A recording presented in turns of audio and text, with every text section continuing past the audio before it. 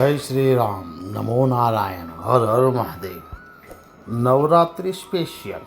माता नवदुर्गा के 9 अवतारों में से तीसरा अवतार है माँ चंद्र घंटा, जिसकी पूजा नवरात्रि के तीसरे दिन की जाती है। माँ चंद्र घंटा को चंद्रखंड, चंडिका और रणचंडी के नाम से भी जाना जाता है। इसके माथे पर घंटे का आकार का अर्धचंद्र है, इसीलिए इन्हें चंद्र घंटा कहा जाता है। मान्यता वो भी है कि देवी पार्वती पहाड़ों में पैदा हुई और शैलपुत्री के नाम से पूरे ब्रह्मांड में जानी गई।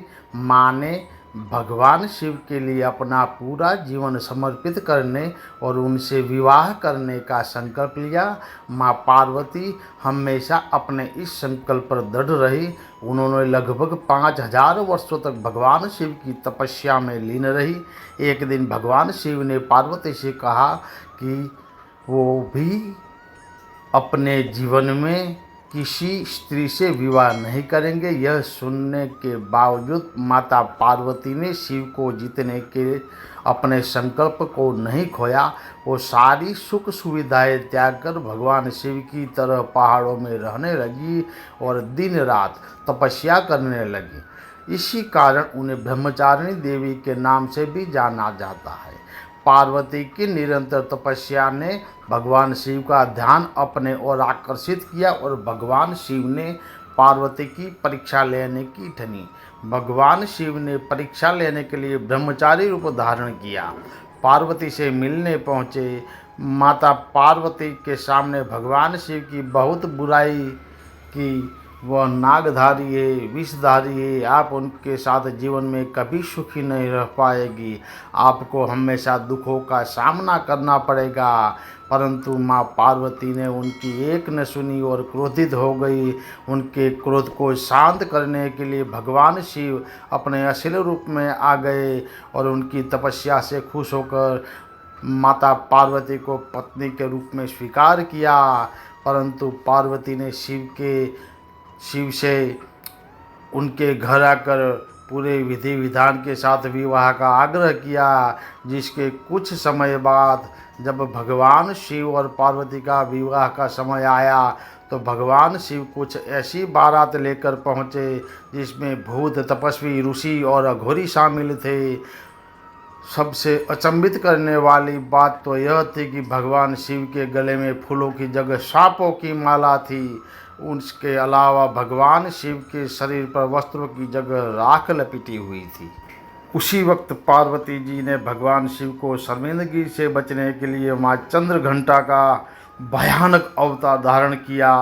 पार्वती ने जैसे ही माँ चंद्र घंटा का अवतार लिया तो उनके शरीर पर 10 भुजाएं प्रकट हो गई। उनके 4 दाहिने हाथों में कमल का फूल, तीर, धनुष और जपमाला थी और 5वें दाहिने हाथ में अभय मंडल थी। इससे विवाह में शामिल हुए लोगों का ध्यान भगवान शिव से हटकर पार्वती माता पर चला गया और सभी अचंभे में रह गए। कुछ देर बाद पार्वती जी भगवान शिव के पास पहुंची और उन्होंने भगवान शिव से प्रार्थना की कि हे स्वामी, आप इस समय सभी का भय दुख दूर करें। उनकी विनती सुनकर भगवान शिव चंद्रशेखर अवतार में अवतरित हुए।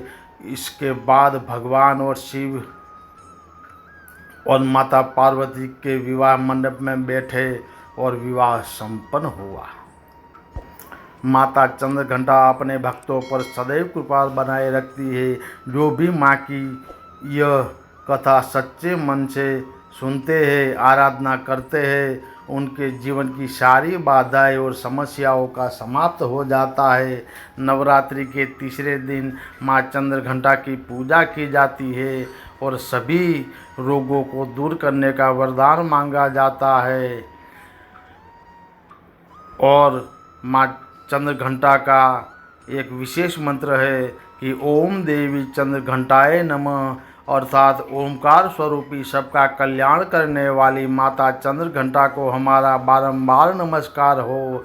कहते हैं कि विशेष मंत्रों के द्वारा माँ चंद्रघंटा की आराधना करने वालों का अहंकार नष्ट होता है और उनको सौभाग्य, शांति और वैभव की प्राप्ति होती है। देवी चंद्रघंटा की उपासना नवरात्रि के तीसरे दिन होती है। माँ चंद्रघंटा का रूप बहुत ही सौम्य है। उनका वाहन सिंह है। उनके 10 हाथ है। हर हाथ में अलग अलग शस्त्र है। वो आसुरी शक्तियों से अपने भक्तों की रक्षा करती है। जय श्री राम। नमो नारायण। हर हर महादेव।